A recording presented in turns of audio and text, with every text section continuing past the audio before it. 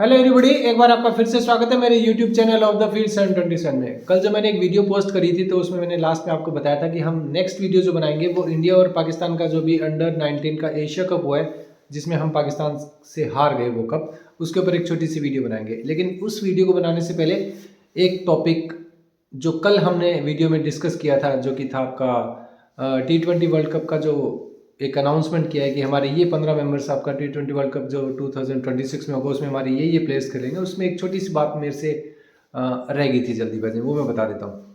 अच्छा, ये चीज़ हो रही है कि शुभमन गिल को हटा के और उसके बाद में ईशान किशन को ले लिया गया। चलो ये तो समझ में आता है कि उसका तो निकलना तय था।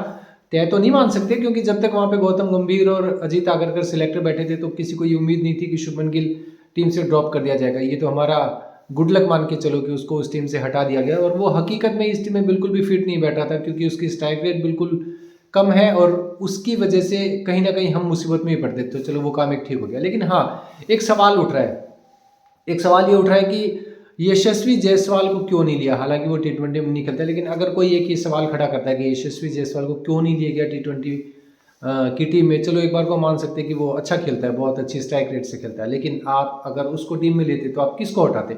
अगर आप लेफ्ट हैंडेड बैटर्स को, अब अगर आप ये कहें कि उसके बदले में हम दूसरे लेफ्ट हैंडेड बैटर्स को निकालेंगे तो किसको निकालेंगे? ईशान किशन को निकालेंगे जो कि अभी फॉर्म में है। उसके बाद हम तिलक वर्मा को अगर कंपेयर करें इसके यशस्वी जायसवाल के साथ में, तो अगर हम कंपेयर करें T20 फॉर्मेट को लेके तो कहीं ना कहीं तिलक वर्मा उससे तो 21 ही है क्योंकि वो ऑलरेडी वहाँ पे 2-3 सेंचुरी लगा चुका है T20 में। तो ये सवाल तो बिल्कुल बेमानी है। यही एक सवाल उठा था। इसके अलावा हमारे 15 मेंबर्स में से सिर्फ एक सूर्य कुमार यादव की एक फॉर्म थोड़ी सी खराब चल रही है, अदरवाइज उसको अगर साइड में छोड़ दिया जाए तो कोई भी प्लेयर ऐसा नहीं है जिसके लिए ये सवाल उठाया जाए कि इसको टीम में क्यों लिया गया। इस वक्त हमारी जो 15 मेंबर्स की टीम है वो पूरी की पूरी इस तरीके से लग रही है कि शायद ये वर्ल्ड कप हम जीते और जो हमारा 2024 में हमने T20 वर्ल्ड कप जीता था उसको हम लोग डिफेंड कर पाएंगे। और मैं उम्मीद करता हूँ कि जैसे कि हमारे पूरे देश वाले लोग भी उम्मीद कर रहे होंगे कि हम उस टाइटल को जो कि हमने जीता था 24 में उसको हम डिफेंड कर पाए, और इस बार भी ये टाइटल हम ही जीतेंगे। अच्छा, एक दूसरी चीज़ और सामने निकल के आ रही है कि BCCI के सामने गौतम गंभीर ने एक चीज़ और रखी है कि अभी न्यूजीलैंड के साथ जो ODI सीरीज होने वाली है जो कि अभी 11 जनवरी से स्टार्ट होने वाली है, तो उसने ये BCCI के सामने ये बात रखी है कि आप इसमें से और विराट कोहली को हटा के किसी यंगस्टर को मौका दे दें। मुझे ये समझ में नहीं आ रहा है। हालांकि BCCI ने उसका ही प्रपोजल रिजेक्ट कर दिया, वो नहीं मान रहे इस चीज़ को। उसके पीछे दो रीज़न है। पहला ये कि 2027 में जो 50 ओवर का फॉर्मेट का वर्ल्ड कप खेला जाने वाला है उसमें विराट कोहली और रोहित शर्मा को लेने के चांसेस बन रहे हैं। ये आगे देखने वाली चीज़ होगी कि शायद वो वहाँ पे खेल पाएंगे कि नहीं खेल पाएंगे, उस वक्त कौन सिलेक्टर होगा ये भी कोई पक्का नहीं है कि उस वक्त सिलेक्टर अजीत आगरकर ही हो या कोच गौतम गंभीर तब तक हमारी टीम का कोच रह भी पाएगा या नहीं रह पाएगा इसकी भी कोई गारंटी नहीं है। लेकिन अगर ये दोनों रहते हैं तो फिर अभी से कुछ नहीं कह सकते कि 2027 के वर्ल्ड कप में इन दोनों को लिया जाएगा। लेकिन हाँ, BCCI चाहता है कि ये दोनों उस टीम के मेंबर बने। और दूसरी चीज एक और, अगर सपोज करो इस वक्त विराट कोहली अगर परफॉर्म नहीं कर रहा होता, वो उस तरीके से परफॉर्म नहीं कर रहा होता जिस तरीके से उसने अभी पीछे परफॉर्म किया था वनडे जो सीरीज हुई थी आपके साउथ अफ्रीका के सामने, और उससे पहले जो ऑस्ट्रेलिया में उसने 3rd ODI में बहुत अच्छा परफॉर्म किया था, नॉट आउट रहा था, और विराट कोहली और रोहित शर्मा दोनों ने मिला के वो ODI जीता था और मैन ऑफ द सीरीज वहाँ पे रोहित शर्मा रहा था और यहाँ पे साउथ अफ्रीका के टाइम पे विराट कोहली रहा था, यानी दोनों ने बहुत अच्छा परफॉर्म किया था। अब ये चीज़ देखने वाली होगी कि हालांकि BCCI रिजेक्ट कर चुका है, आपका गौतम गंभीर का ये प्रपोजल रिजेक्ट कर चुका है कि हम विराट कोहली को नहीं निकालेंगे। एक बार को अगर वो फॉर्म में नहीं होता तब तो फिर भी सोचते, लेकिन जब वो फॉर्म में है, अच्छा परफॉर्म कर रहा है, मैन ऑफ द सीरीज उसने ये जीता है और सबसे ज़्यादा मैन ऑफ द सीरीज के अवार्ड इंडिया में अब विराट कोहली टॉप पे है, सचिन तेंदुलकर 2nd नंबर पे। तो ऐसे में अगर आप ये इस तरीके की मांग अगर आप बोर्ड के सामने रखते हैं कि विराट कोहली को हटा के किसी यंगस्टर को मौका दिया जाए, तो कौन से एंगल से ये जस्टिफाई आप कर पाएंगे कि हम जो मांग रख रहे हैं वो जायज़ है? चलो इस चीज़ पे हम आगे डिस्कस करेंगे कि चलो, हालांकि न्यूजीलैंड के साथ जो हमारी ODI सीरीज होने वाली है जनवरी में, उसमें तो विराट कोहली और रोहित शर्मा पक्का खेलेंगे। अब हम बात करते हैं उस टॉपिक पे जिसके लिए मैंने आपसे लास्ट वीडियो में कहा था कि हम उसके ऊपर बात करेंगे। अभी जो हमारा एशिया कप अंडर 19 में हुआ उसमें हम लोग फाइनल हार गए। चलो ठीक है, थोड़ा दुख होता है, लेकिन आप जरा ये सोचो कि क्या सारे के सारे टाइटल हम जीतेंगे? हम इससे पहले 6 या 7 बार ये टाइटल जीत चुके हैं और पाकिस्तान पहली बार ये टाइटल जीता है। अच्छा, अब पाकिस्तान की तरफ से ये आवाज़ें उठने आ गई हैं कि सितंबर में जो एशिया कप हुआ था जिसमें हमने 14, 21 और 28 सितंबर को तीनों लगातार संडे पाकिस्तान को 3 मैच हराए थे, जिसमें लास्ट वाला तो फाइनल भी था। अब वो लोग कह रहे हैं कि हमने बदला ले लिया। अच्छा, उन्होंने बदला कैसे लिया है वो उसके लिए पॉइंट रख रहे हैं अपना। पहला क्या रख रहे हैं कि हमने इनको इमर्जिंग एशिया कप में हराया, चलो ठीक है। उसके बाद वो बोलते हैं हमने हांगकांग सुपर सिक्सेस में हराया, और अब वो करेंगे हमने अंडर 19 का एशिया कप हराया। मतलब आप अगर इस तरीके के टाइटल आप जीतोगे जो कि सुपर सिक्सेस है, जिसकी कोई आईसीसी इवेंट नहीं है, उसके बाद में इमर्जिंग एशिया कप है वो भी कोई आईसीसी इवेंट नहीं है, अंडर 19 का है, तो वो आप पहली बार जीते हो। चलो ठीक है, आप जीते हो फाइनल में, आपने हमें हराया, लेकिन वो पहली बार जीते हो। दुख हमें खासकर मैं अगर अपनी बात करूं तो हाँ तकलीफ होती है, ठीक है। खासकर जब हम पाकिस्तान से आते हैं वो भी फाइनल आते हैं तो तकलीफ नॉर्मल सी बातें होनी है। अगर मैं ये मान के कहूँ, ये बोलूँ कि नहीं मुझे तकलीफ नहीं है, ऐसा चलता नहीं है, ऐसा नहीं है। तकलीफ हुई है, दिल को चोट भी लगी है, लेकिन हाँ ये भी एक कड़वी सच्चाई है कि हर मैच तो हम नहीं जीतने वाले, हर टाइटल तो हम नहीं जीतने वाले। दूसरी चीज, अब ये लोग कह रहे हैं कि हमने 3 टाइटल जीत के उस 3 मैचेस का बदला ले लिया जो कि आपने हमें हराया। तो मैं तुम लोगों को एक चीज़ बता देना चाहता हूँ, जो कि अभी हमारे एक नीरज करके हमारा एक बॉक्सर है, उसने अमेरिका के कोई एंथनी टेलर करके है बॉक्सर, उसको अभी 2 दिन पहले और दुबई के ड्यूटी फ्री स्टेडियम में हराया 3-0 से। उस वक्त मैच शुरू होने से पहले और मैच चलते वक्त उसने रिंग के अंदर भी ये चीज़ बोली कि इंडिया थारा बाप है, और ये एक हकीकत है, इंडिया तुम लोगों का भी बाप है।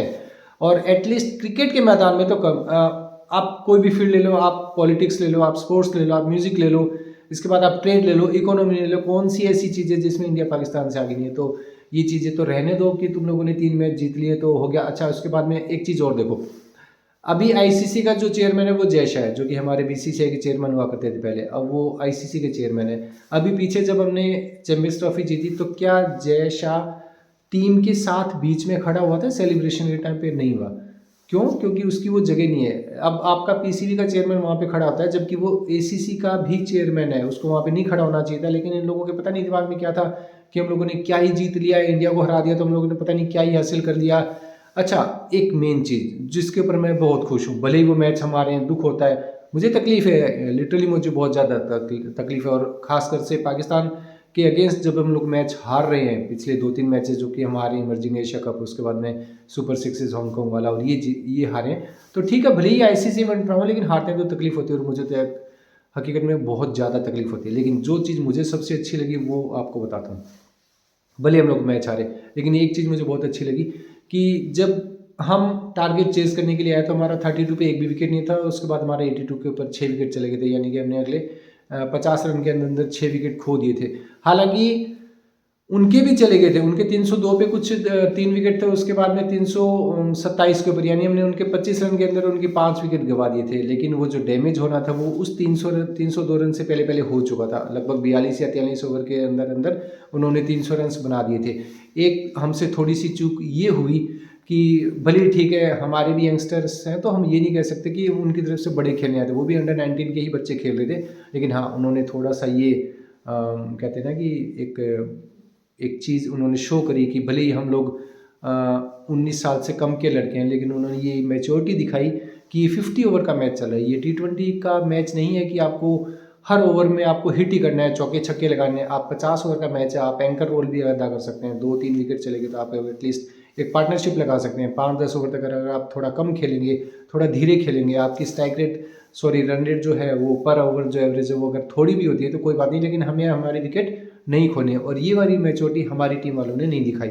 लेकिन फिर भी चलो ठीक है, धीरे धीरे सीखते हैं। मैं ये नहीं कह रहा कि वो कैसे सीख गए, तो होता है ऐसा, कभी कोई जल्दी सीखता है, कभी कोई लेट सीखता है, तो ऐसा चलता है। लेकिन हाँ, जो चीज़ मुझे बहुत अच्छी लगी वो ये थी कि जब हम लोग टारगेट को चेस करने के लिए आए, भले ही हम लोग पूरी टीम 50 रन के अंदर लगभग हम लोगों ने 6 विकेट चले गए, लेकिन जो पहला ओवर वैभव सूर्यवंशी ने खेला, 21 रन बनाए उसने पहले ओवर में, छक्के से के साथ शुरुआत करी, बहुत मारा इन लोगों को। पहले 2 ओवर में इन लोगों ने लगभग हमारी टीम ने 32 रन बना दिए थे। एक तो ये चीज़ मुझे बहुत अच्छी लगी, बहुत पीटा इन लोगों को। पहला ओवर जिस तरीके से वैभव ने खेला था, इन लोगों के पसीने छूट गए थे कि अगर ये इस तरीके से खेलेगा और अगर ये 10 ओवर तक खड़ा रह गया तो एटलीस्ट 60 से 70% तक मैच तो ये अकेला ही जीत के ले जाएगा। उसके बाद आने वाले बैटर्स के लिए ये कुछ ज़्यादा इतना हार्ड रहेगा नहीं। ये मुझे बहुत अच्छा लगा, इन लोगों के पसीने छूटे। दूसरा, जब वैभव सूर्यवंशी आउट हुआ तो जिस बॉलर ने उसको आउट किया था उसने बहुत एग्रेसिव मतलब जश्न मनाया था, बहुत बहुत चिल्लाया, बहुत उल्टा सीधा भी बोला, हो सकता है उस गाली भी निकाली होंगी।